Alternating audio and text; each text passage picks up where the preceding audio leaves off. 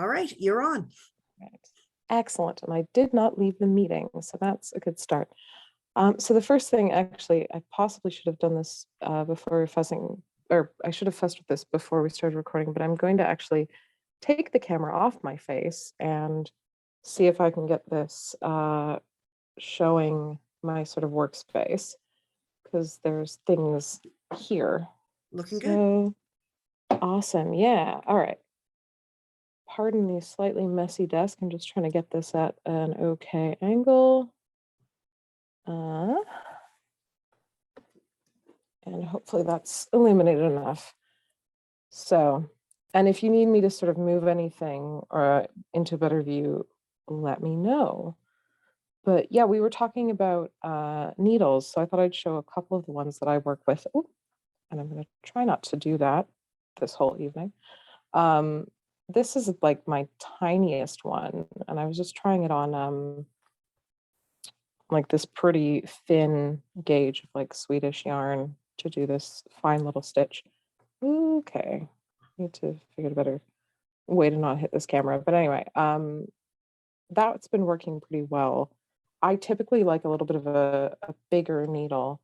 So this one, ooh, this is one of my go-to ones. I made this one out of a bit of seal bone that we picked up in Newfoundland near Lanson Meadow, and it works pretty nicely. It's kind of gotten nice and smooth and weathered as I've used it. I also got this one recently, which is horn, and this one's from a shop in York called Asgard, which does a lot of like Viking age replicas, and it's a nice place to have nearby. So I might use this for the demo because I kind of like the size of it, but we'll see how we go. So that's sort of in terms of tools, but I think I said to Sarah, I mean, really, any sort of reasonably blunt, reasonably large needle that you can fit yarn through will absolutely do the trick. The key is to not stab yourself and to have enough room for your yarn to go through. So this is the cap that I made with Oslo stitch, which is what I was mentioning. I don't know if you can see the detail here. This yarn was not ideal. It's like a superwash merino, so it's designed specifically not to felt, which is actually kind of not what you want for the type of yarn splicing method I prefer for this. But it still worked out kind of okay. But so it's kind of a nice example of the type of cap you can make with that stitch, and it's a pretty sort of wide stitch as it goes. And then this I wanted to show because I think a lot of people don't realize that we've got some nice evidence for flat worked Nalbinding that's really fine. So this piece, I don't know if you can see with the glare, is based off of the Mammon find. So it's Mammon stitch. And the original was done in this really fine metal wire. This one's a sort of metal wrapped thread, but it's kind of a really nice sort of like blingy accessory. So this is like a separate apron that I sometimes wear with one of my sort of Viking style outfits. But it kind of gives you an idea of the range that you can get with Nalbinding as a like decorative option or as a really sort of practical hard wearing accessory. I think one of my most successful, like, because I have made quite a few caps, one of my most successful ones is getting really worn down because I gave it to my dad and he still wears it like pretty much constantly in cold weather. So that's just sort of a nice everyday item. But that's kind of I think that's like my little sort of ramble about potential applications of Nalbinding. So let me just try to get this straightened up a little bit. Yeah, so I'm just sorry, responding to things in the chat as I see them.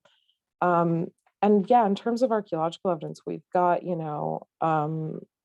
a few socks, some mittens, that sort of thing. And then, yeah, you get these sort of decorative elements that people don't always realize. So I just got something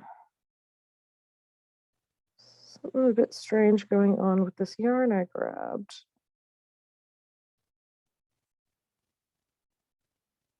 And and I'm gonna have to deal with that later. Sorry. So, yeah, I think I can just, unless anyone sort of wants some specific troubleshooting, I can kind of just go into breaking off a piece of yarn here and showing you sort of the beginning of Oslo stitch, and then we can kind of go from there.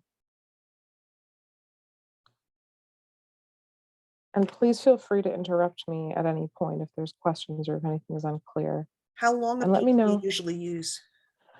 Oh gosh, I kind of wing it. So, I mean, I think sort of, especially when you're starting out, sort of roughly the length of your arm is not a bad idea. Um, Kind of similar to like hand sewing rules, I guess. You can kind of load the needle, which is something I do often by kind of like folding the yarn over a bit. It's a bit more finicky to deal with, but I'll do something like this where I've kind of fold it over and then put the loop through the eye of the needle so that you kind of get this almost like doubled length. And it's a little bit annoying when you're advancing it, but it also means you don't have to join your yarn as much, because that is kind of the thing with this, is that it's not like knitting or crochet where you've got kind of a continuous yarn you can work with. So it's always kind of nice when you can minimize joins. So I'd say to start with, go with sort of a length that you're comfortable pulling through.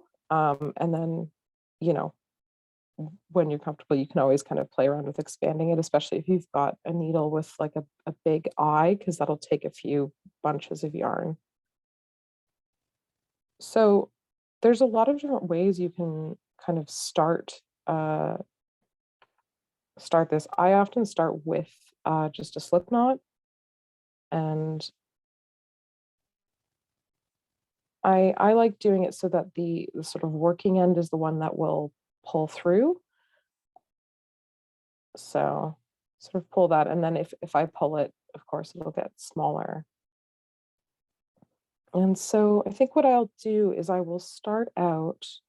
I'm going to try to angle this a little bit, partly so that I can see what I'm showing you, and hopefully I think that'll be a little bit less in the way.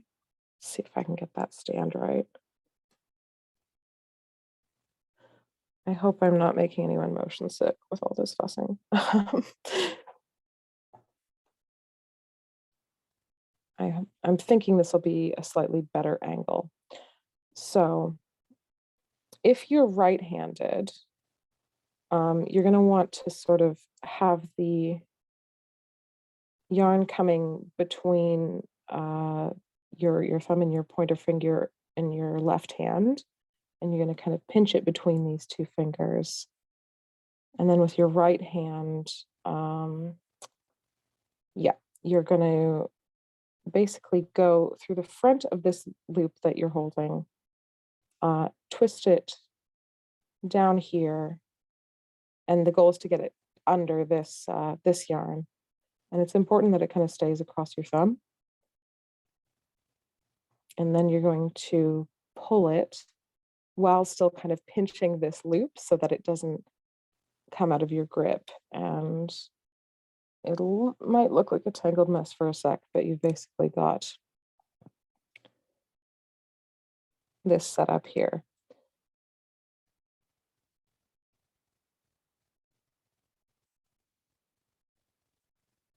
And then,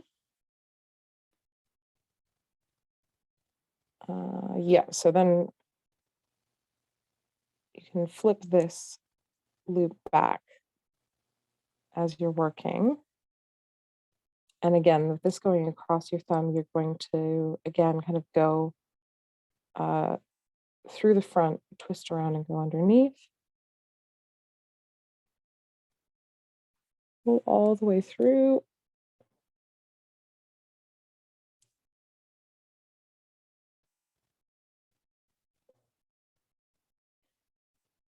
And I've kind of now sort of built up a couple loops back here, and it's a little bit of a loose mess.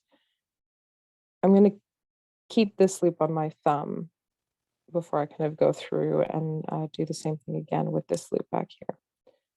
So we're going through here and we're going to go under this loop and this leader yarn.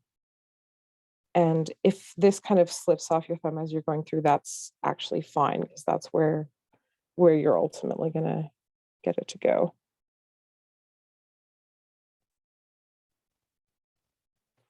So again, we're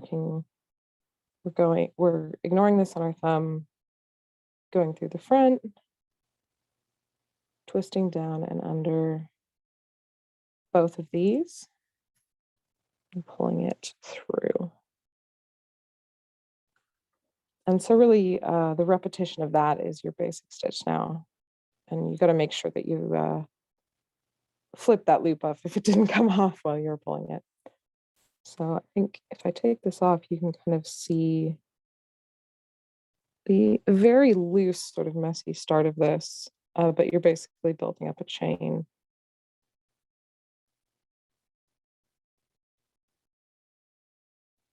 How does everyone feel about that sort of basic stitch? Questions, comments, concerns? I think the piece that I'm not quite getting so far, other people might be different, is to try to figure out which loop stays on my thumb. Yeah, so that's a good question. And one of the ways that you can solve that is actually just to, like, every time you're putting the needle through, you can actually just flip it as you're pulling it. And that way you'll be able to keep track of it. There's another option, which is that if you sort of get this going through, leave that one on your thumb and end up with 2 loops. The one that you want to keep on your thumb is the one that is going to get tighter when you pull this, because that's the newer loop. So the older loop won't constrict when you pull this, because it's already kind of passed through once. So that's kind of how you know to put it back there. Does that make sense?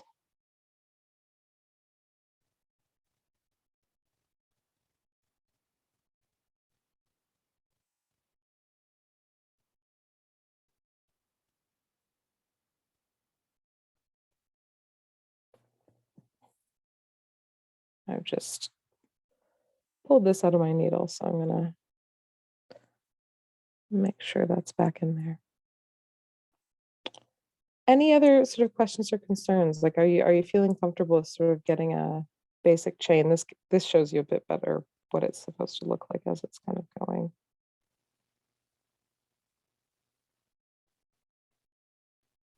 I have a question, Greta. Yeah, for sure. The yarn and the needle that you're using is quite thick. If you were doing something, I don't know, smaller or finer, you would have to adjust the needle, correct? Yeah, so even on a needle this thick, thickness, you could get sort of a finer like stitch tension than I'm getting, because I'm actually using my thumb for tension right now. You can tension on the needle basically by kind of doing what I did before here, where if you flip through this and then pull it back, if you pull here, it's actually going to tighten down on the needle and end up the same diameter. So, I mean, yeah, you're right that obviously if you're working with a really, really thin yarn, you probably aren't going to want a hugely thick needle if you're, especially if you're tensioning on the needle. So yeah, like this finest yarn, which honestly, I wouldn't recommend this for Nalbinding anyway, unless you really want something like tiny and fine and decorative, because I was thinking of your apron dress, right? The one with the filigree on it. I'm assuming that's where my mind went. Absolutely. So I wanted to talk about that, because basically the method I'm showing you right now is kind of referred to as working, well, either off the thumb or on the thumb. But the point is that you're incorporating your thumb. into the working.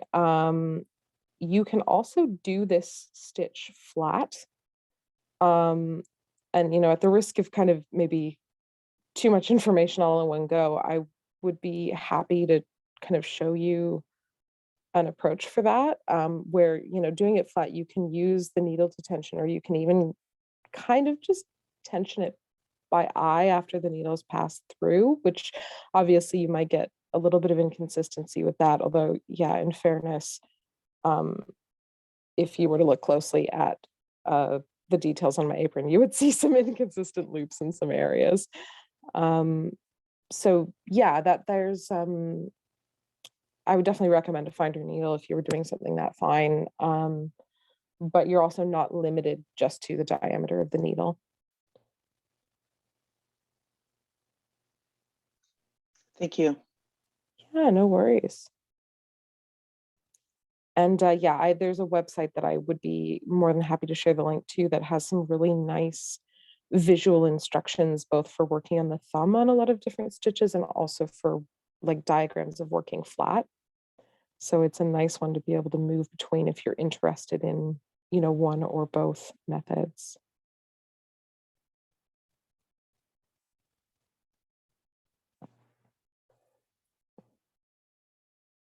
And I thought I would, well, I also want to show the stitch left-handed. But I thought I'd also show you kind of a method for kind of starting if you want to work in the round, which can be kind of nice. I mean, most Nalbinding, you do kind of want to make a spiral to make the shape of your accessory, whether it's a cap or a sock or a mitten, because, as you can see right now, like I'm making a long chain, which, you certainly can work a chain and then join it to make like a tube, but you can also sort of do basically the equivalent of like a toe up sock or a fingers down mitten, that sort of thing, by kind of working in a spiral. So I guess, yeah, just to sort of gauge where everyone's at, like what would be the most helpful right now? Because I don't want to like sort of assume that everything I've said is super clear and then just like carry on to the next thing and leave anyone sort of behind. I think I've just completely messed up the stitch. Sorry. So I think I missed the part where the slip knot becomes null binding. Yeah, no, fair enough. So I keep undoing my work and redoing it again. I'm not sure quite where to stick the thread. Yeah, no, I'm happy to. How about I'll just grab another piece of yarn because I think it's kind of good practice to do that. And I think it is sometimes that thing of like it is a little bit sort of weird and tricky getting to that stage where you are making a chain. Hmm. Okay. So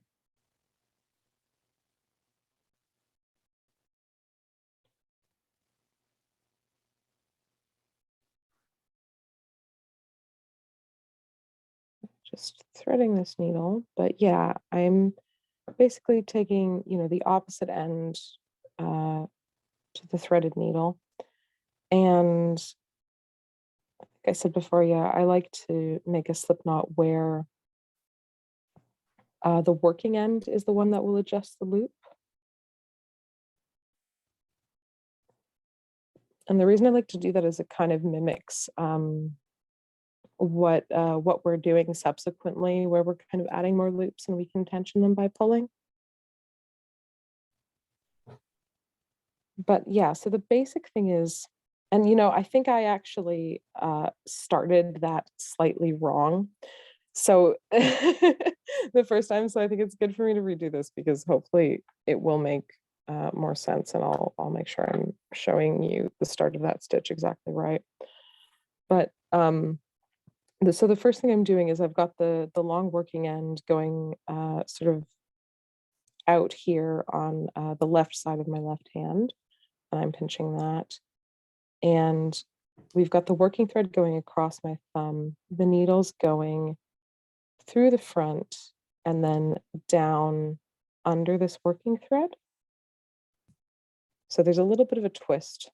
And as I'm pulling it, setting this up so that this is forming a loop across my thumb, which you can see that the working thread is going underneath. And I think when I was doing this before, I actually pulled this off a little bit too early. So I apologize for that. So leaving this first loop on your thumb, you're going to want to work through the same loop that you're pinching at the back. So go through the front and then twist your needle so that you're going under these two crossed threads here. And again, as you're pulling, you're going to let the working thread kind of tighten down onto your thumb. And it'll form a second loop under that first one.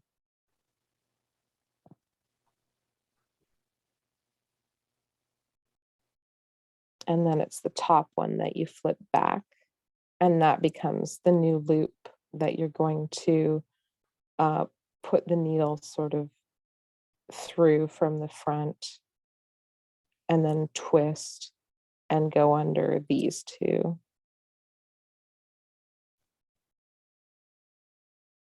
I think the trouble I'm having with this right now Oops. is that Yep. the yarn over the thumb, always seems to be coming from the front instead of from the back, like you're saying. I don't know a Okay. way to show that.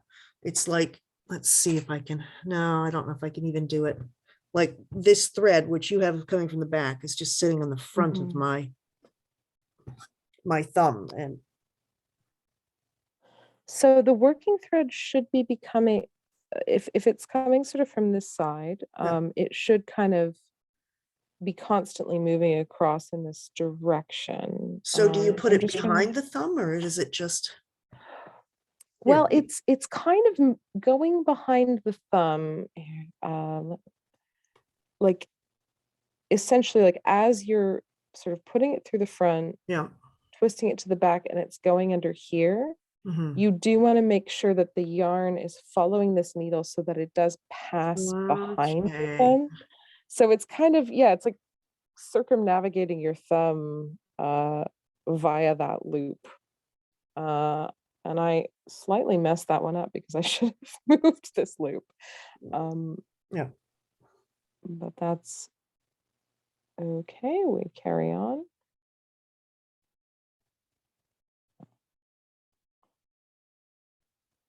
Did that clarify the start, Tamsin? Is it going okay now? I just keep unpicking it and trying again. I'm I not mean, sure exactly. I think I lost you somewhere with the two crossed yarns over the thumb.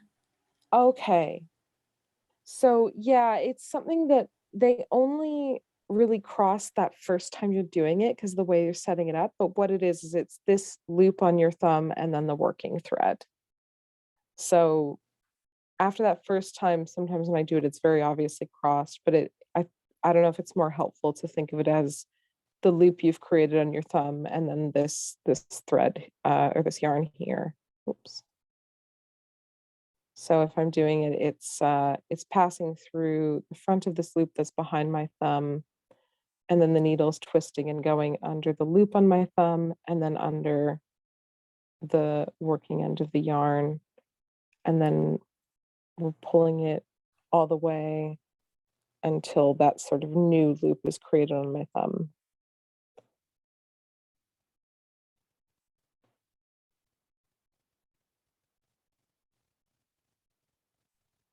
I think sometimes unpicking and redoing is a bit of the strategy. Like I had this sort of panicked overthinking moment this afternoon where I convinced myself I'd forgotten how to do Oslo stitch, and then I did do it wrong because I was questioning what I was doing and had to sort of unpick a sample and redo it. So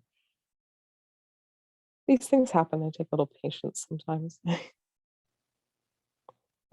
Like I can see where I kind of messed up that loop before.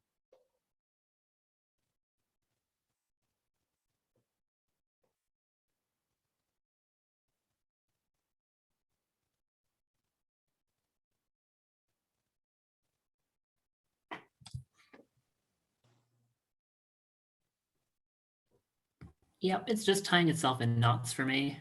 Okay. So it can be, I mean, if you're comfortable, I'm happy to like watch what you're doing. If you want to show me your hands, we can try to troubleshoot. But it's totally up to Yeah. you.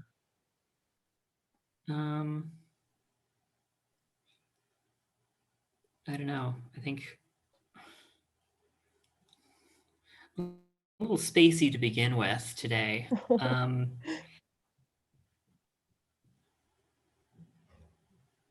That's totally fine. Now I have to undo 3 knots. Say, And I mean, oh, I'm sorry. also in the point of where I've started and stopped about 3 times. I feel like I learn more every time I take it out and try again. Well, that's good. Yeah, I mean that's absolute progress. And I mean, I've got, already this little array of started pieces just from this demo. I mean, I have the evidence to prove that I can see a project through to completion, but I think sometimes, yeah, sometimes you do just need to either unpick it and start again, or even just start with a fresh piece of yarn if you know, depending maybe on how nice and expensive the yarn is. I don't know how other people are doing it. I'm using leftovers from my sweater. I can throw it all out and I'm That's a done. fantastic thing. And I mean, if you're a weaver at all, like leftover warp ends are fantastic because they're all just like a pre-cut length. You can.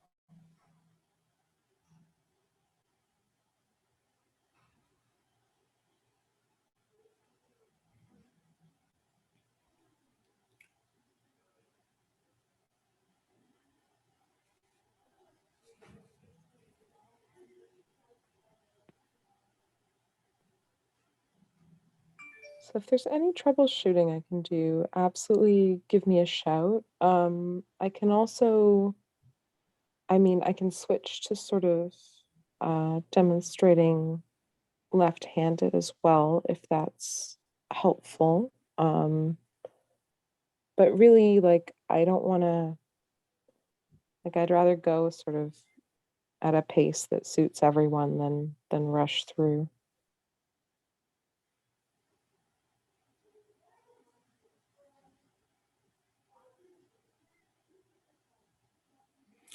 I think I'll figure it out eventually. You can just go ahead. No, that's fair enough. And yeah, I mean, if there's any like, if you have a sort of an epiphany of like, oh, it's this part that I need to see again or whatever, just absolutely give a shout. But I think it is sometimes one of those things that clicks after you do it a bunch of times. Okay, so I will just do that stitch, and then yeah, I think maybe I'll start one left-handed, and that'll kind of, I mean, it'll be the same stitch, just kind of a mirror image. So still some maybe good opportunities to see. I think you're getting it, Greta, but why is it so big? Like it's not tight. So a part of it is probably that like what I've shown you is how to tension it on your thumb. So you're kind of like tightening it down in your thumb, but your thumb might be a bigger gauge than that yarn wants. So a way around that, actually, if I pick up this, is this the right one? Yeah, I'll pick this up again. A way around that is to tension around the needle instead of the thumb, which is not too difficult an adjustment to make. So if we, hang on. Okay, so I've got this back on my thumb. So I was just kind of twisting my thumb to yank the yarn into place. So yeah, I mean, that absolutely works too. I used to do a lot of like pulling of things after. And then I was watching a video of this, and it's kind of like, it's like a slight adjustment to the steps, which takes a little while, I think, to get your body used to doing, but it's kind of a cool thing because it does give you really even stitches as well. But basically, when you're at this stage of like twisting the needle down and you're putting it through the loop and under this working yarn, you just flip that loop onto the needle. And then if you pull the yarn, it tightens onto the needle. And then you keep pulling the needle through to make that new loop. And then you go again. So you can already Then see you have like to the not loop drop is- the teeny little loop. Yeah, well, it's actually, you're not super likely to drop the teeny loop because you're tightening it right on the needle and the needle's still going through it. Okay. It seems scary, but it's actually like not too bad. So like if I'm twisting there, like once it's on that needle, like it's not going to drop. And then you just tighten it on there. Just don't pull the needle backwards. Make sure it keeps going forwards. And it might just take like the thing that I've had to adjust to is like now the loop on the back of my thumb is a lot smaller, so I have to just think about that. But it's yeah, just sort of a little bit of an adjustment.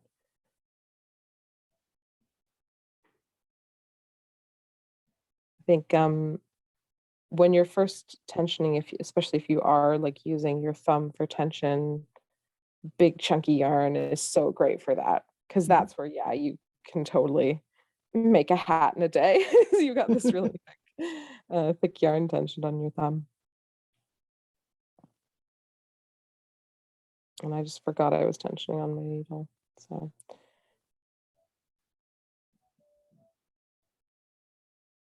but yeah, it's basically just, yeah, flipping it onto the needle and remembering to pull that thread so it tightens down a bit, pulling it through that way. And it's something that I want to kind of do a lot more often because it does give really nice even stitches.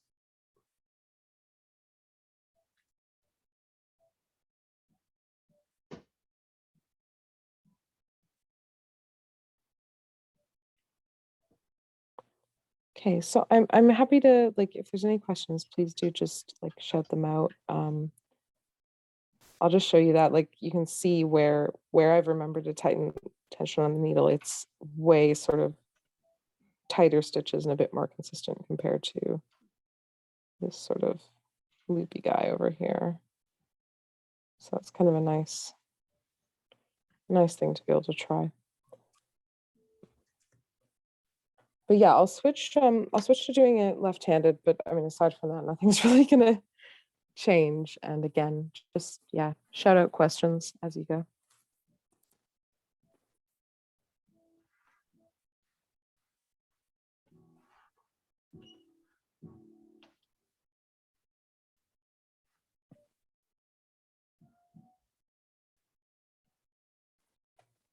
So yeah, for starting the stitch left-handed, again, I just make my slip knot with the working end, tightening the loop. I make sure that the thread's going between my thumb and my pointer finger and going across my thumb, putting the needle from front to back through the loop, under the working thread, and keeping everything pinched as I pull it. I'm trying not to get too tangled as I do all of that.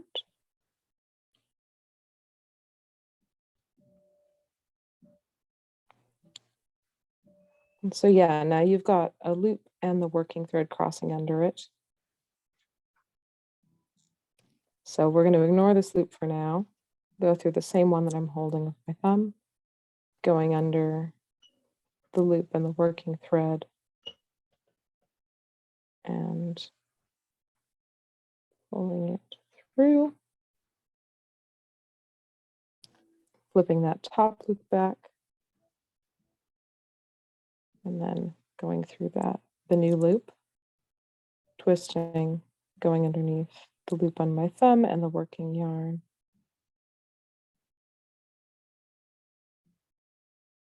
Pulling it to create that second loop on my thumb, flipping the top one.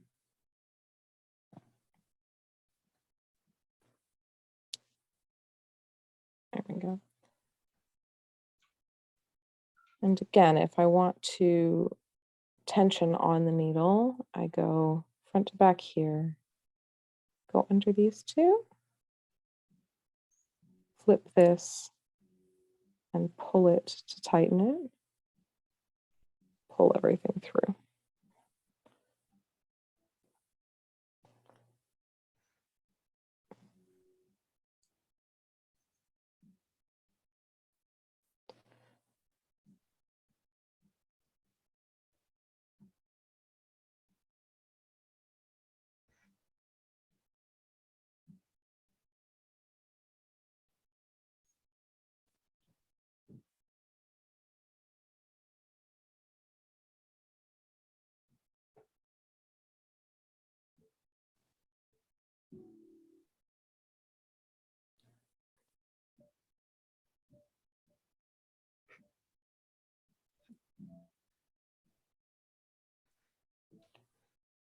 So how's everyone feeling? I think I can do the first stitch really well. Awesome. The second one, I think I did right just the last time, and then the third one, not so much. That's okay. It can sometimes be a bit of a like, get into a rhythm, but then as you're sort of adjusting to it, if it doesn't quite go through properly, it might be a bit shaky. It's easy to sort of miss a stitch or have it go through kind of in a strange way. Yeah, I think that the real challenge for me at this point, and it may just be a matter of practice, is figuring out which loop is the one that's now freed up to be at the back, and you do with it what you did with the first slip knot. Like, Yeah. Yeah. And I think the big thing is, so like when I'm doing it like this, for example, this is why I like, because this is something that I'm just getting used to now, is this idea that you can actually flip that loop up as soon as the needle's through it. right. And it's another reason why I really like that method, because it takes away that ambiguity Mhm. because it's already done. But it's all about, finding the method that you're sort of most comfortable with as you go.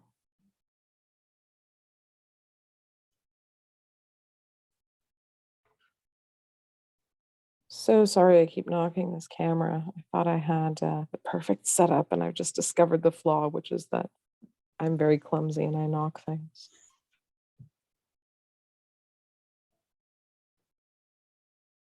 I think we're all quiet because we're concentrating so hard. Just got this compulsion to fill the silence.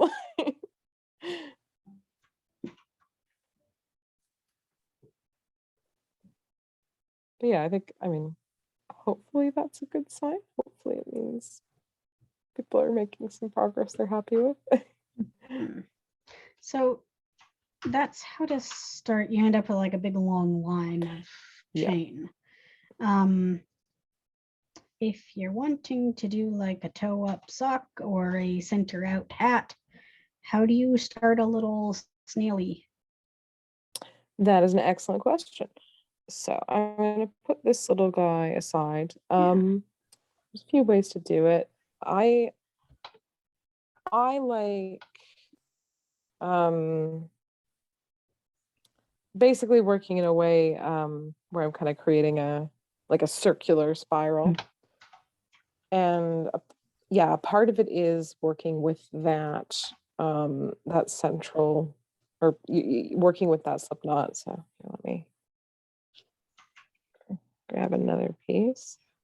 I'm gonna have to make so many tiny hats out of all these little stars. Make little pixie hats. Absolutely. Okay. So I'm gonna work left-handed for this, just so I don't confuse myself. So sometimes when I want to start a spiral, I will still make a slip knot, but I'll actually make it so that this loose end is the one that will tighten it down. Oh, And okay. it's just because this is now going to be kind of a central like loop for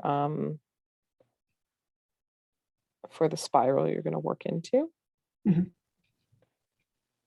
And so it's nice if you can kind of adjust that tension. Right. So let me just get my head around this, right?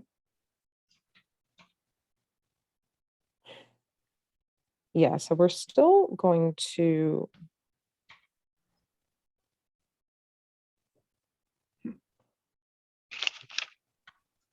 hold it like this and have it kind of working around and work into it like that Mhm.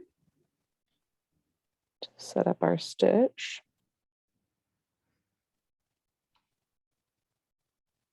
So you do 1 and then 2 to set up like normal. Yeah. So I've got that there.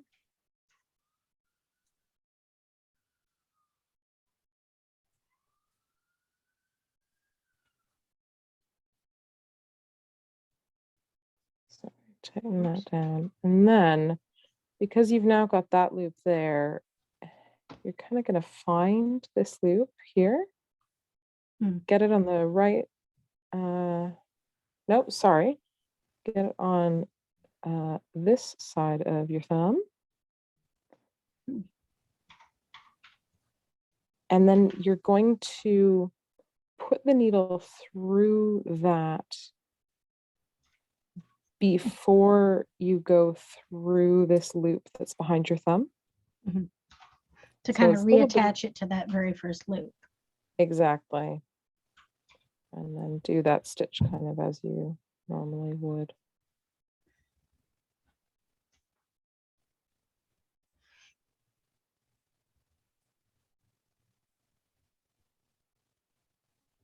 Let me just make sure I've got that go through. Okay, yeah. It's pulls the tail there through a bit, so my advice is watch out for that. Hmm.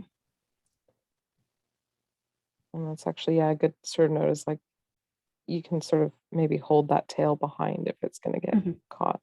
But yeah, so basically you've kind of set this up now, and you've still got this loop on the left side of your thumb. So you kind of keep taking stitches into it Mhm. to create your spiral. And got that loop there.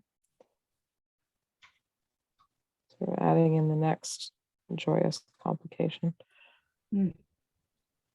So you're basically, for the first little bit of your spiral, you're collecting that very first loop and the loop that you would normally be collecting. That's exactly it. And the reason why I like to leave this working end as something that can tighten the loop is that kind of once you have a sense of like, okay, there's enough stitches here to kind of make the little spiral I want. If you Mhm. need to, you can still tighten that down a bit, but you can also loosen it a bit if you need to. So it just gives you a little bit of extra flexibility. So when you're going through that very first loop, before you grab the normal one, do you go through that very first loop from the front or the back? So I usually go through the front. Okay. There are stitch variations for pretty much every stitch where you can choose to go through the front or the back, Okay. and it'll produce a slightly different look. I think the Right. sort of conventional Oslo stitch, you're going through the front, of either the central loop or kind of when you've worked your way all the way around, it'll be the loop underneath as you're making the spiral. Okay. Yeah. It's kind of like a beautiful thing where like I could give very annoying like wishy-washy answers to everything because there actually are a lot of variations to all these stitches that once you get comfortable with, you can really change up how you're connecting things and get a bit of a different look. Mhm. I think sometimes when you're first learning, you almost need to just hear, no, this is the way you do it. Yeah. Fine. 1, 2. Did I get through it? I hope I got through that. And under. So how many do you do through the original loopy before you give up on making a spiral? It kind of depends on the gauge of your stitches. So like if I take this off my thumb, I'm looking at it, I think I need a few more because Mhm. that's like, I'm kind of aiming to make a little bit of a like flat-ish circle to start with that I can then expand out. You can make a hat that sort of like looks like it almost has a little nipple on the top if you make Yeah, the fewer little and then pointy expand them. ones, right? Yeah, which is Yeah. like, there's some artwork that might suggest that that's a thing. So like we don't know if it's Nalbinding though, because there's also stitched caps that can give you that look. Mhm. So Yep. it's personal preference, I think, really. Ah, crap. Which side of this do I pull to tighten that? Where does that even come from? Whoopsie. Is it that one? No.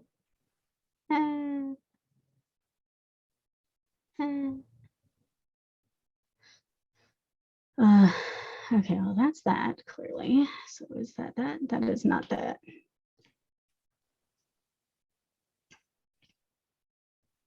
Did I grab the wrong one? I think I grabbed the wrong one.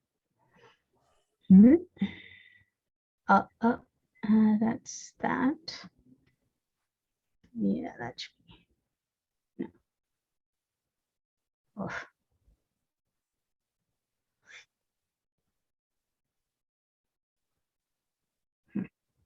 I will very shortly want to talk about joins. Absolutely.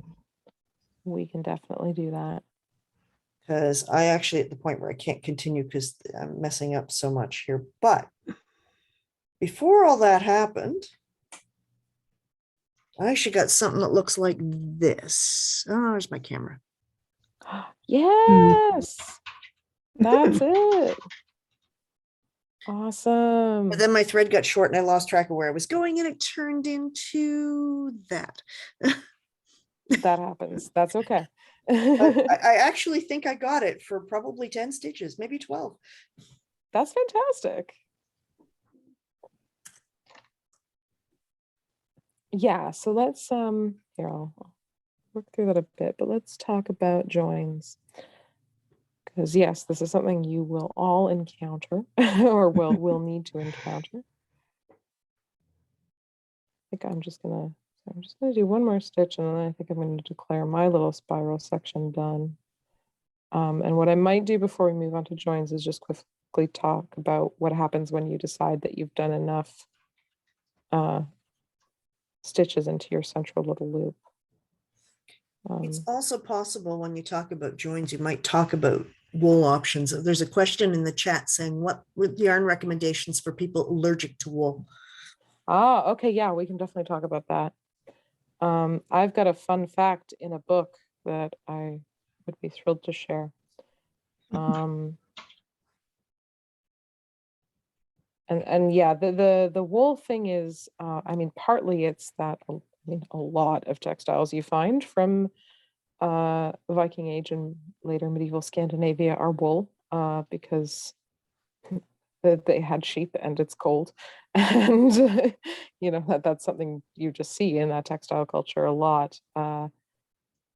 The other reason I like wool for beginners in Nalbinding is because of the joining method I'm going to show you, but it's definitely not the only way to join threads. And it obviously isn't, because we do have evidence of Nalbinding worked in other materials than wool that do not felt. So they must have been doing it a different way. So just quickly, before I go into joins, I'm happy with the number of stitches I put in here. I've basically worked my way out to the point where I can see the first stitch I made. And so what I'm going to do is you know, instead of going through the central loop, I'm going to put my needle through that and then work the next stitch. Now, if I only work sort of one stitch into each of the preceding ones, I'm going to get a very tiny cylinder very quickly. Mhm. So I kind of do it by feel, because again, it depends a little bit on the gauge of your stitches. But for this one, I'm definitely going to do a second one into that same previous stitch. And I usually don't do more than 2 in one stitch, because otherwise it gets like you start to get holes Mhm. because you're kind of building up too much. So I'll move on to that next one, and I'll probably do 2 in that one as well. And I'd say like for that first row, you could probably do 2 in almost every stitch, but you might not want to like do that for every single one, and you'll start to know that you've kind of put too many double stitches in when it starts to get all wobbly. Mhm. So it's a bit of like, I think experienced knitters and crocheters have like a good sense of this sort of ratio of like stitch increases if you're like knitting a flat Mhm. circle. And that's kind of like I often like to sort of try to approach a flat circle if I'm, say, knitting a cap or a sock or whatever as my sort of base to get it to the diameter I want. And then I stop adding stitches, and that creates either like the length of the sock or the sort of body of the hat, that sort of thing. It's very hard to sort of talk in terms of patterns or exact numbers of stitches with Nalbinding, because it's so organic that it really, like, it depends on your needle and your body and your yarn. So Mhm. it's a very intuitive craft, which is part of what I like about it, because I don't like counting. But so that's sort of the basic thing about the spiral, and I'm happy to go back to that, but maybe we'll talk joins. So let's see. I had a join that I needed to make here. Which one is it? My many things. Okay, there we go. This is a piece I started earlier. So, excuse me, it's the same thing as if you're starting fresh. Get yourself a length of yarn that you're comfortable with.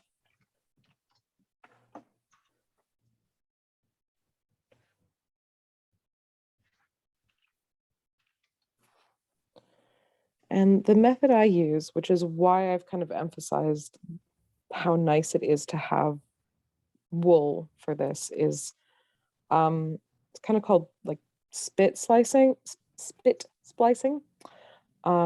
because basically what you're going to do is like kind of fluff out the end of the 2 pieces of wool you're going to join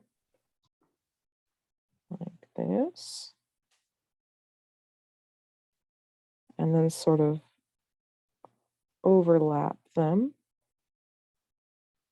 If you're working with applied wool especially, you can like split the ply and kind of get them interlacing a bit. And then you can use spit, or you can use a little dish of water in these times of plague. That's kind of my go-to.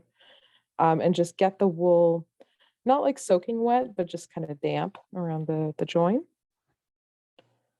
And then I use sort of the friction from my hands to just like roll them there. So you're basically kind of felting the ends together.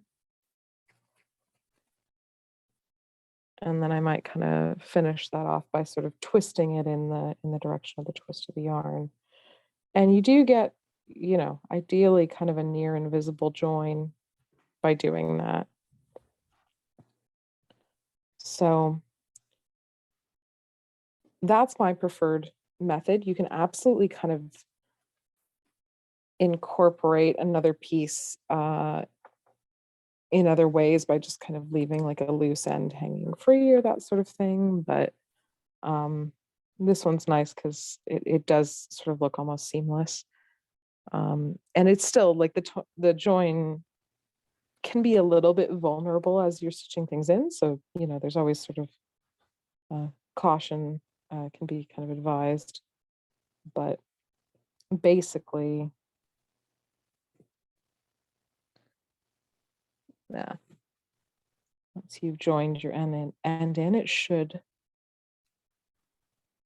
just kind of, you should be able to just kind of carry on as before.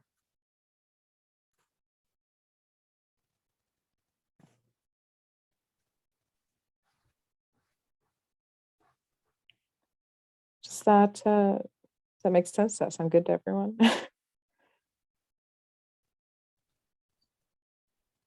Yep. Cool.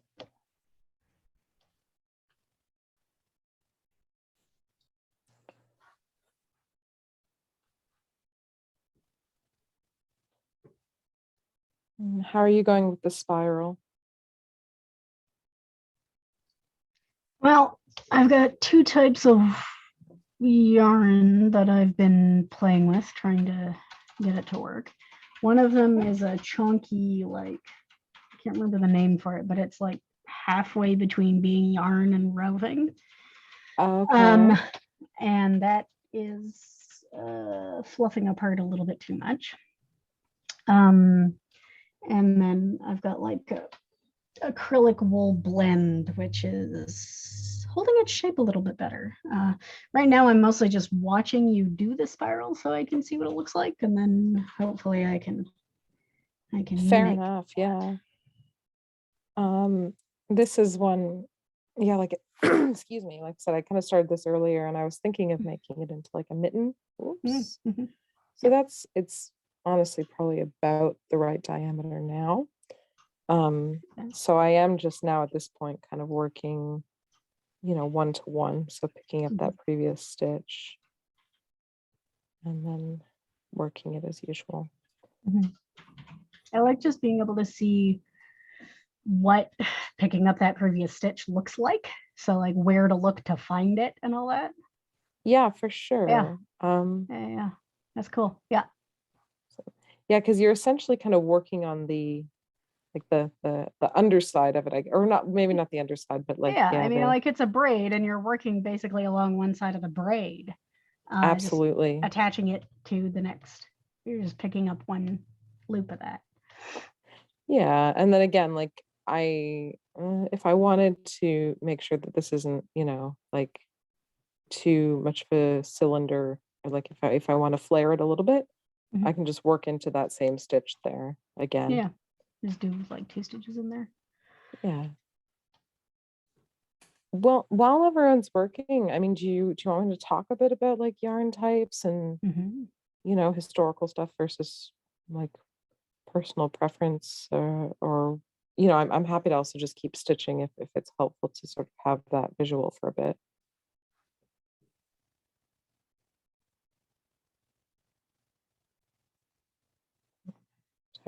There we go.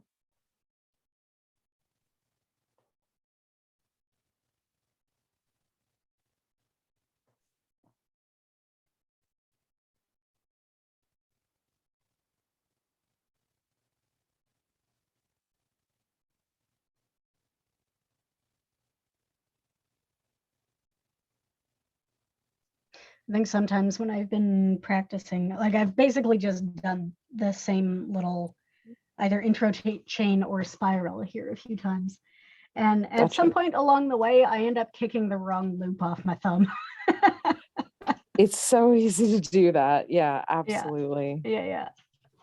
And it's one of those things where I think like the more you do it, the more comfortable you get either recovering from doing that or just, well, and just not doing it as often. It's a bit of both. Yeah. My problem with the spiral has definitely been figuring out which one even was the first loop. Oh yeah. So there's other ways you can do the spiral, where, you know, if you're a bit more, if you're wanting to kind of like work 1-to-1 from earlier, like you can make a chain and then kind of turn around on the chain and work back along it. So This is the thing. Sometimes there's almost too many options what you can do. I mean, basically, at any point, you can pick something that's on an edge and grab it. Yeah, exactly. So you can see if this would be kind of a nice one for a sock start, because you can see I did a chain about that long and then started spiraling. So it creates a longer thing. And then I've been adding stitches on both ends. Oh, that's so cool. You made Yeah, the toes like as long, not as long as you want your toe thing, but part of it. And then just, yeah. And at some point you turn it into a 1-to-1 cylinder and then it becomes just a cylinder. that's exactly it. Huh. That is so cool. Now I want socks. I love, like, I do like Nalbinding socks. Well, I can't, not to throw out too many distractions, but I have this book that I got very excited that I found in the university library because it's expensive, but it's nice to look at. It's this one, Clothing the Past, which is just sort of a visual catalog of all these surviving garments from early medieval to early modern Western Europe. So very, very specific, but definitely like basically like perfect SCA niche. I recognize that the Saya on the front cover. Yeah. Yeah. And I think this is the thing, is like a lot of folks will probably be familiar with specific garments in here. I think this is like, it's a great like reference book to just have like an overview of all these garments. But if you want to do a deep dive on anyone, you can probably save yourself some money by focusing on like more detailed publications on each one. Do you have the ISBN for that? I should do, yes. Here, let me put it in the chat. That's probably better than me just like writing a bunch of numbers.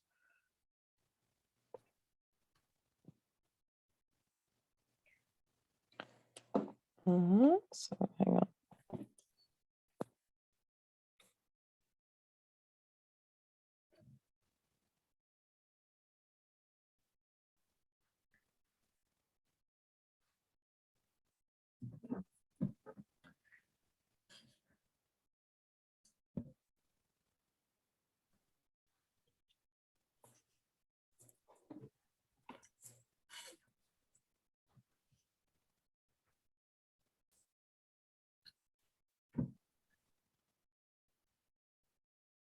Okay, that string of numbers is the ISBN for this book. But yeah, so why I brought this out is it's got kind of a, I'll close the chat there so I can see what I'm showing you. So this is the, oh gosh, okay, hang on. I shall reconfigure this a bit so I can actually show things properly. This is the Coppergate sock. So this was actually just found about a half-hour walk from my house, which is kind of exciting. So this is from York. It's actually, it's kind of a weird one because it's, if I was to get really nitpicky about the definition of Nalbinding, like I would say that Nalbinding falls into a category of textiles that is like, I describe as looping. And I feel like, at least for me, Nalbinding is talking about kind of a specific like medieval Scandinavian context. So, you get lots of looped fabric techniques that are from a lot of different cultures that definitely did not refer to it as Nalbinding and sometimes did not look anything like Nalbinding, although they have the common thing of being made with, these sort of sewn loops and a single needle. And I think for a lot of the Nalbinding, you get some of these common features of like, the way that the needle twists through like a middle loop. So you get these, funny sort of like yarn turning back on itself to make a slightly more intricate pattern. So this Coppergate sock is a really simple variation. And actually, if you're interested in it and just generally interested in textiles from primarily 10th century York, the sort of York Archaeological Trust fascicule might not be quite the right word, but anyway, the publication on textiles, which was done by Penelope Walton Rogers in the 80s, that's free online. Basically, if you search like textiles from Coppergate PDF, it'll probably take you right to Penelope's website because she's put it up free for people to download, and it's a detailed report with all these illustrations of like the textile finds from York, which honestly they're pretty incredible.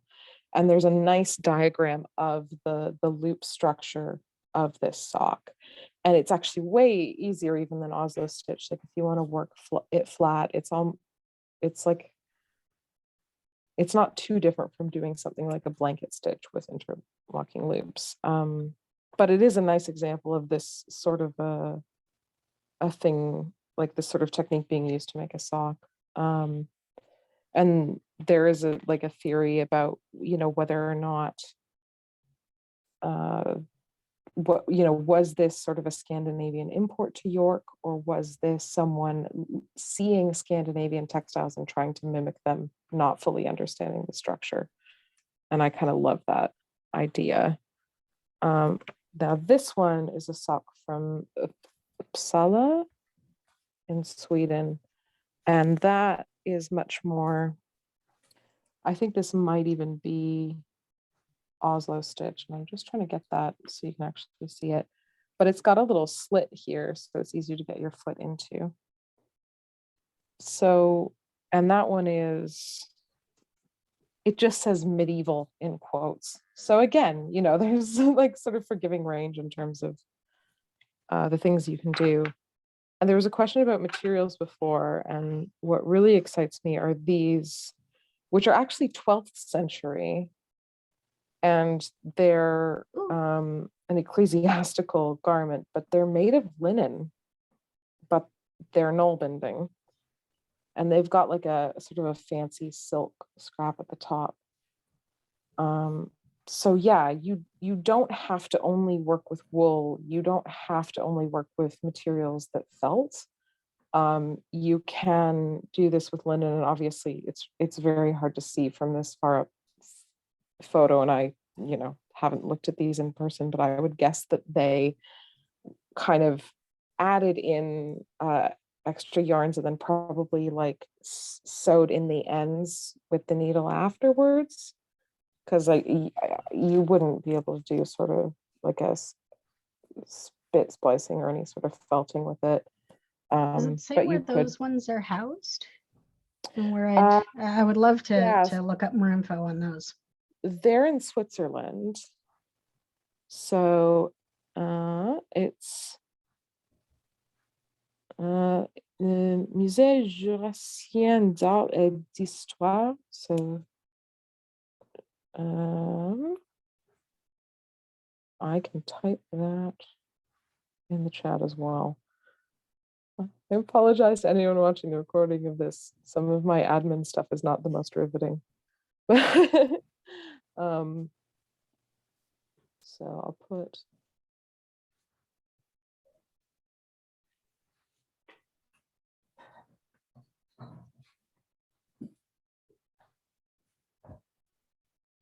but yeah, there's a couple of examples of Nalbinding that are sort of from around like the 12th century, which I find very exciting, because I think we often almost talk about it as if it's like this really sort of Viking age thing, but it's actually a really broad time period for this technique, at least within the scope of the Middle Ages.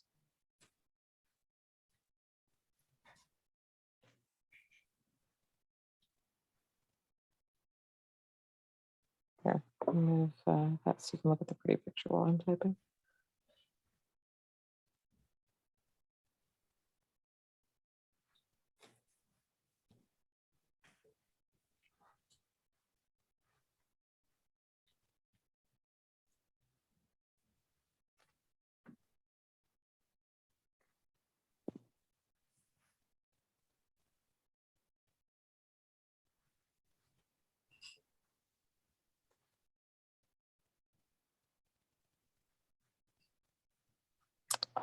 Thanks for everyone who's typing in the chat, and it's awesome to just be able to talk and everything. Sorry, I haven't been responding more directly to comments.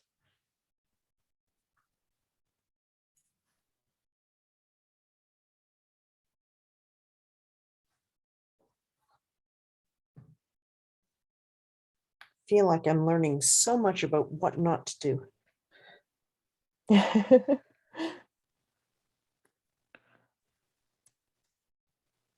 right, well, I've got the book out. I will pull up out one more picture here. So this one's a mitten, and this is sort of loosely dated 10th to 12th century. It's in the National Museum of Iceland in Reykjavik. And I have taken photos of this mitten when I was on a long layover in Reykjavik. And I like how chunky it is. It's just a very sort of satisfying thing. But yeah, I guess not to harp on too long about yarn choices, but one thing I'd say is that a common thing I see with a lot of the wool textiles made with Nalbinding is that they actually are plied yarn.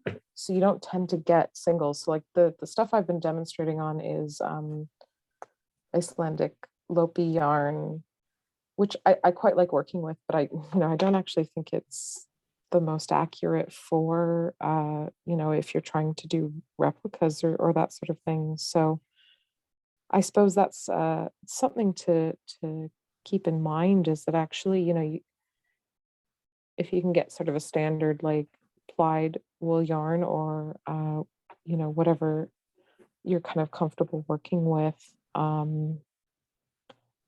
it doesn't have to be this sort of chunky like single loosely spun yarn. Plied yarn is totally like reasonable to use, I think.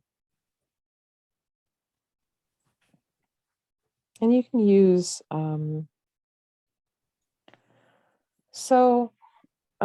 sorry, just having a look at the chat again. So I think in terms of like, if the property you're looking for is something that will felt, then, it kind of does need to be of this sort of like animal hair variety, and wool obviously is a really like kind of your ideal candidate for that, because coarser animal fibers may not felt as well. Silk won't really felt, but you can kind of mush the fibers together a bit. I don't know how many historical examples there are of silk, but given that we do have at least one example of this really fine wire work, I don't see why you couldn't give it a go, depending on what you wanted to make.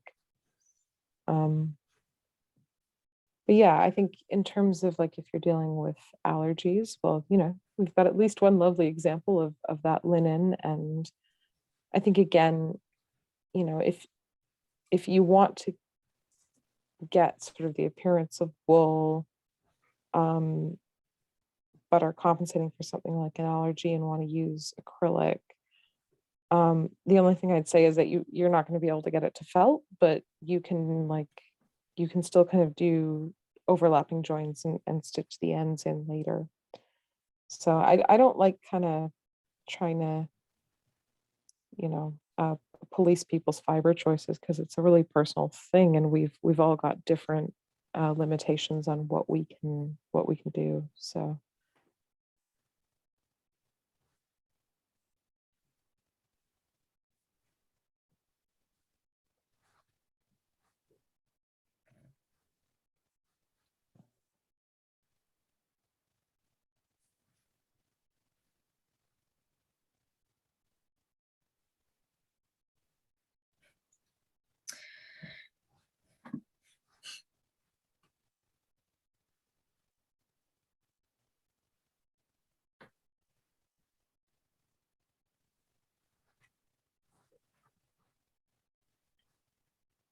how's everyone doing?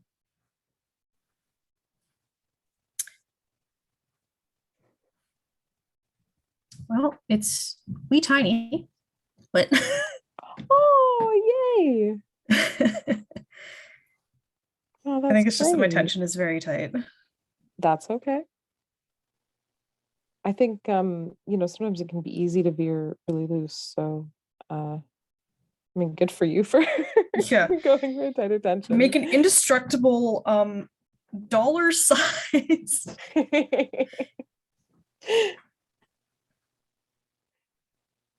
Yeah, I was definitely leaning a little bit too tight on the tension.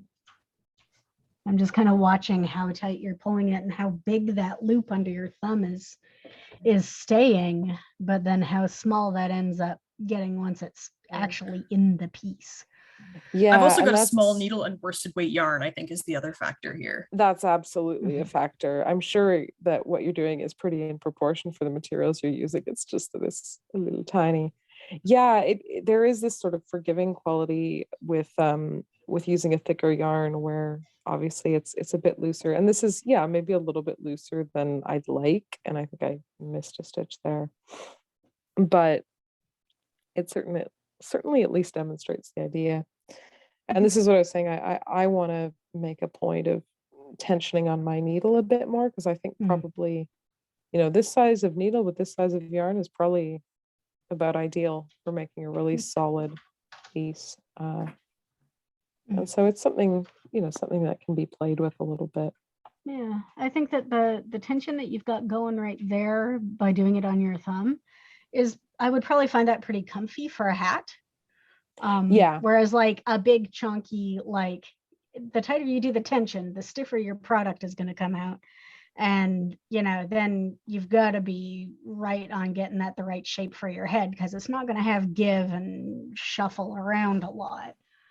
No, that's exactly right. And like this one is, I mean, partly it's that this is a bit of a softer yarn, but Mhm. this is kind of ideal tension because it's very like pliable and cozy and comfy, and has like, it's not super stretchy, but it's got a bit of stretch. Yeah. Yeah, that looks fabulous. With Thank you. that one, were you tensioning on your thumb for that one? Yeah, I was, but Yeah. I did it during a time when I was, I think, practicing this more regularly. Mm. And I think I developed a working method where I also like, sometimes I'm pretty harsh. Like I'll really like tension Yeah. down tight on my thumb, which is really bad for circulation. And I would recommend that if you're doing that, practice tensioning on the needle itself on it instead to save your fingers a bit. But yeah, like it's a pretty sort of organic a thing that you kind of do just develop a feel for and get into a rhythm. And I can like, let's see here. What wood of yarn is that green stuff that you're using? So this is Lopi yarn. So it's Icelandic, and I think this one is this is Alafas Lopi, which is their like chunk kind of, yeah. It's a weird one because it doesn't necessarily correlate directly to other standardized yarn terminology. But it's kind of one of their, I think they've got a bulky that is, very heavy, and then this is like the next one down. But yeah, if you look up that yarn, this is the label you get on it. And they've got like a Let Lopi, which is a bit lighter. I've actually over One here just moment, found one I'm they gonna have. type this in. Oh, sorry, yeah.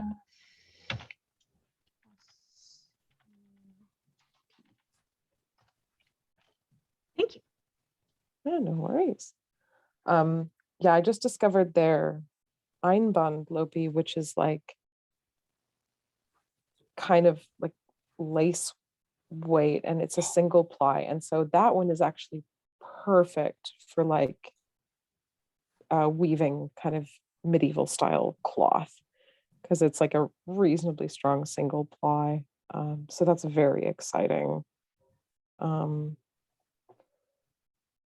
it can be hard to find a single ply, but when you're weaving fabric, it's historically that's typically what was used. You don't see so many plied yarns in warp and weft. Oops.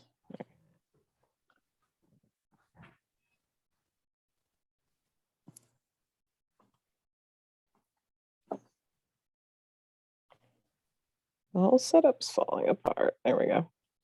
It sounds like my whole evening, actually. It's probably been my week, to be honest. I think today went shockingly smoothly compared to all the little hiccups I've had this week.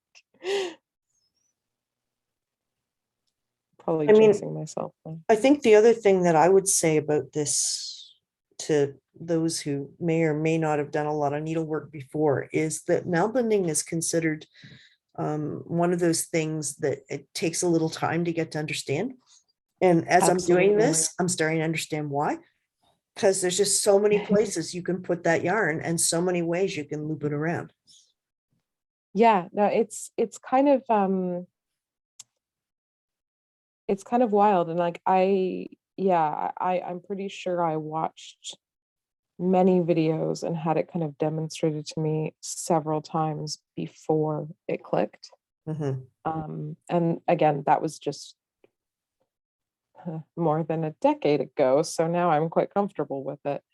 But it, it took some time to get it. I could I could show the coppergate stitch, which is like pretty simple by comparison. Like it's so simple that I don't know how to do it tensioned on my thumb. I only know how to do it flat. Because it's sort of more like I think the benefit of doing the other Nalbinding stitches using your thumb as a guide is that it helps keep the threads organized. And it cuts down, like it makes it easier to change the direction of your needle as you're twisting it. Because if you're doing it flat, sometimes it's sort of you do it like one movement and then another. But with the coppergate stitch, it's much more fluid to begin with because it is just this really simple, like, let me make sure I'm doing it. Yeah, so you're coming from the back of this loop. And again, I'm just tensioning it with my fingers. Bring that closer.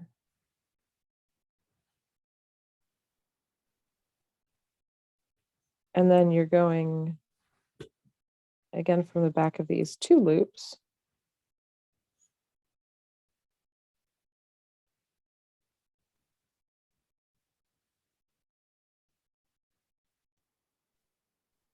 Tightening that down. And then you're going through two loops again. And it's just that over and over. There's no turning a direction. And it's it really wants to twist as you do it. So it can be a little bit annoying. And it makes like it sort of by necessity needs a finer gauge because part of what's going on in that Oslo stitch is if you're sort of going over and then it's catching around and turning around, that's filling more space and making a thicker yarn and almost a wider stitch, whereas this is just kind of sewing loops into each other. And this is why it's unique in kind of the examples and context of this time period.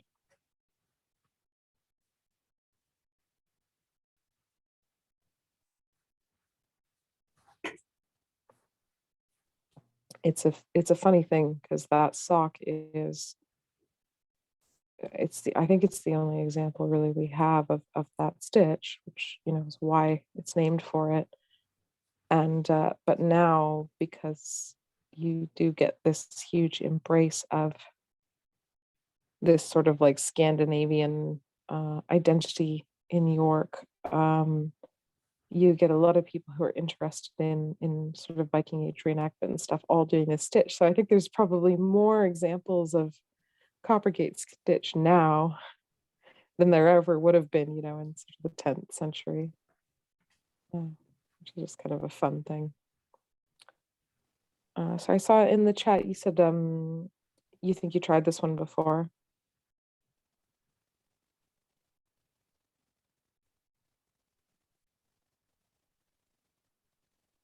I missed who said it.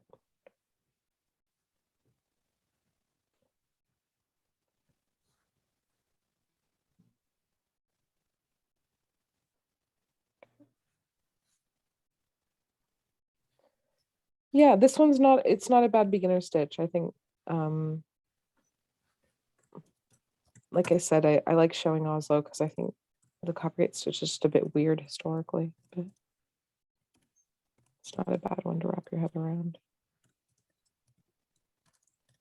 And I did do like I started a sock toe thing you can see, which is honestly way thicker than the original, but gives you a bit of an idea. And sorry, when I was checking the chat there, I saw someone mention alpaca worsted weight. I mean, I don't think there's any reason you couldn't use alpaca. You know, I always give answers based on sort of like the historical context, and you know, you wouldn't really see use of alpaca in medieval Europe, but that doesn't mean you can't use it, especially, you know, if like depending on what you want to what you want to make out of it. I think alpaca's New World, isn't it? Yeah. Yeah, and I mean, there's Again, I not don't not advising remember. against it, just noting it in the way by. Well, yeah, I think that's always the thing is like, I think information is important. So it's not so much about dictating what someone can or can't use, but just making sure that you have the information so that you're making an informed decision. Greta, if you are allergic to wool, what would be the preferred animal fiber that might look as close to wool? Oh, see, that's a hard one because I think the issue there is if you're allergic to wool, like some of the other animal fibers that might give you a similar effect could also trigger a reaction. And I think it depends a little bit on what about the wool you're having a reaction to. Like I know someone who she used to have a lot of allergic reactions to old wool, and it turned out it wasn't the wool itself, it was the sort of chemical processes that a lot of wool was getting treated with. So her solution was that she only really wears wool that she processes herself, and she's got kind of ways of washing it and that sort of thing, and that solved it. But if you're reacting specifically to the fibers, part of the issue you're having with wool is that wool, you know, like if you take a wool fiber and put it under a microscope, it's got all these little scales. And I think that's a big part of what irritates people's skin. And coarser wool, that's going to be more obvious and it's going to be more itchy. Like a finer wool like merino, a lot of people often don't react to. But all of that's just to say that, you know, I don't think something like goat would be a suitable alternative. I mean, you could try alpaca. It's not necessarily going to behave exactly like it, but it is definitely really soft. So that's an option. And then I think beyond that, it might be just a case of like either not getting hung up on using an animal fiber. So you might have to allow yourself to use a synthetic fiber if you want the look of wool, or being okay with using something that doesn't look like wool. So like, I mean, you could do silk and have really sort of luxury Nalbinding, or yeah, play around with linen or something like that, and it will have sort of a different texture and effect. Cool, thanks. Yeah, no worries. I know it's a really long-winded answer, but I think yeah, it's hard to navigate with allergies because sometimes it's about like figuring out exactly what it is that's triggering that too.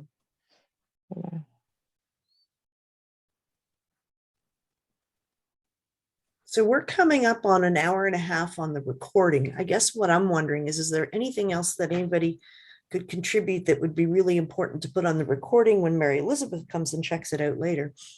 Or we could stop the recording but keep chatting and nail binding and carry on until people fall over.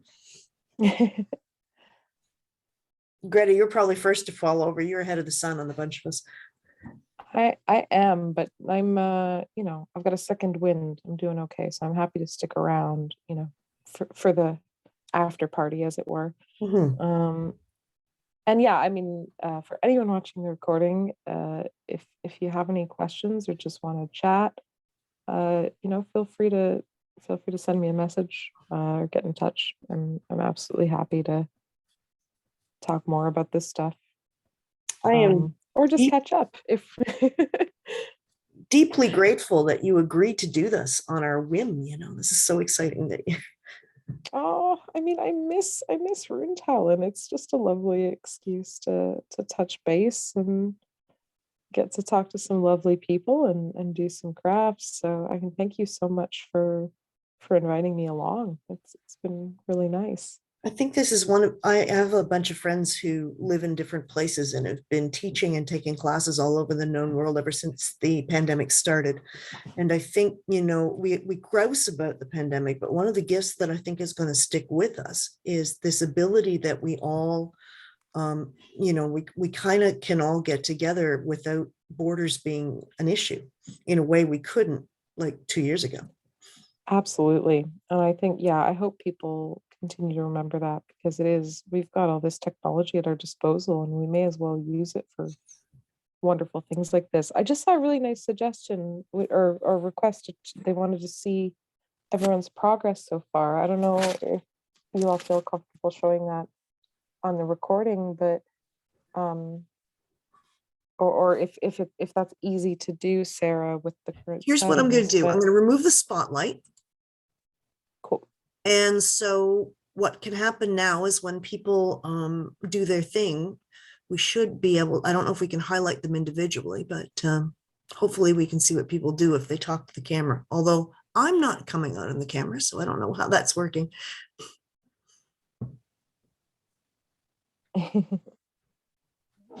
All right.